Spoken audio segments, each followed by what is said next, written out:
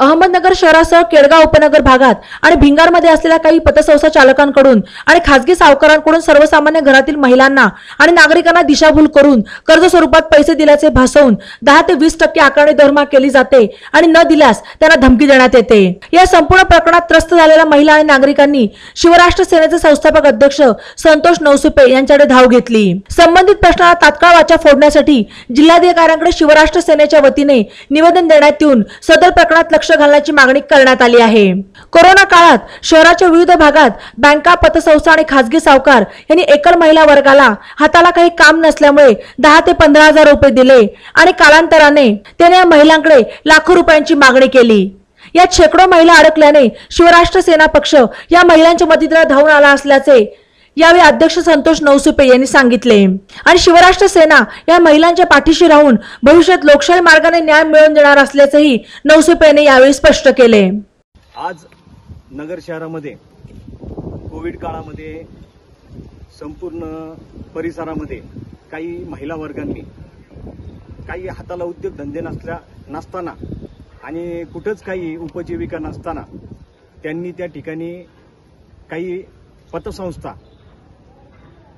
तसेच काही बँका तसेच काही सावकार यांच्याकडून लोन घेतलं होतं। लोन किती घेतलं?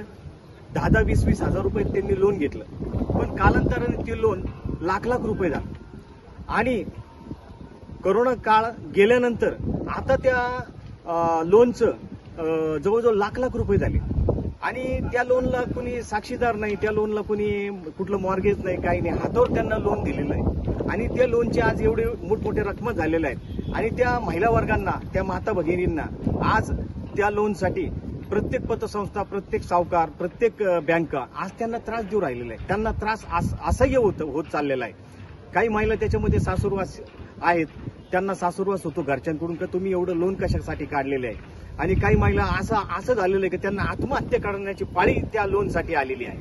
तरी आम्ही शिवराष्ट्र सेना या पक्षाच्या वतीनं या ठिकाणी आरडीसी साहेबांना या ठिकाणी सांगितलं की साहेब, सरफेसी कायदा 2002 असा तुम्ही जिल्ह्यात तो लागू केलेला आहे आणि तो कायदा असा आहे की ज्या लोकांनी ते लोन घेतलेलं आहे आणि ते लोक आज त्यांना कुठल्या कारणाने फेडता येत नाहीत, काही लोकांनी तर त्याचे 5-5, 10-10, 15-15 हप्तेही फेडलेले आहेत।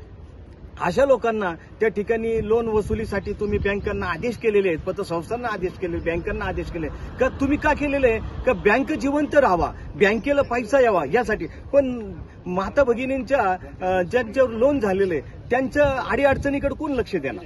म्हणून या ठिकाणी आम्ही आरडीसी साहेबांना या ठिकाणी निवेदन विनंती केलेली आहे की त्या पतसंस्थांनी त्या ठिकाणी त्या माता भगिनींच्या लोनसाठी त्यांना मदत करावी। त्यांचे आहे तेवढे जे काही त्यांच्याकडे आहेत, वेळ प्रसंगी त्यांना माफ करण्याची वेळ जरी आली तरी त्या माता भगिनींना त्या ठिकाणी माफ करावे किंवा त्यांच्याकडे ज्या पद्धतीने ते फेडतील त्या पद्धतीने त्यांना फेडून द्यावे।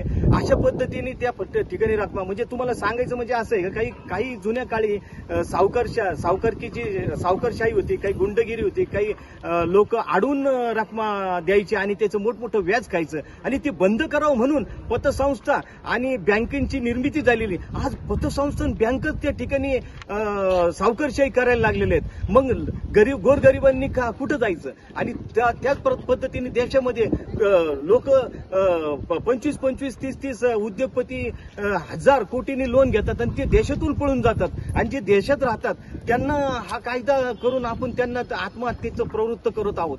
तरी मला प्रशासनाला आणि बँकांना मी या ठिकाणी निवेदन दिलेलं आहे की जर आमच्या अहमदनगर जिल्ह्यातील आणि शहरातील माता भगिनींना त्यांनी त्रास दिला तर आम्हाला त्यांना जसंच तसं उत्तर देऊ आणि त्या ठिकाणी आम्ही लोकशाही मार्गाने आम्ही न्याय मागू। जय हिंद, जय महाराष्ट्र।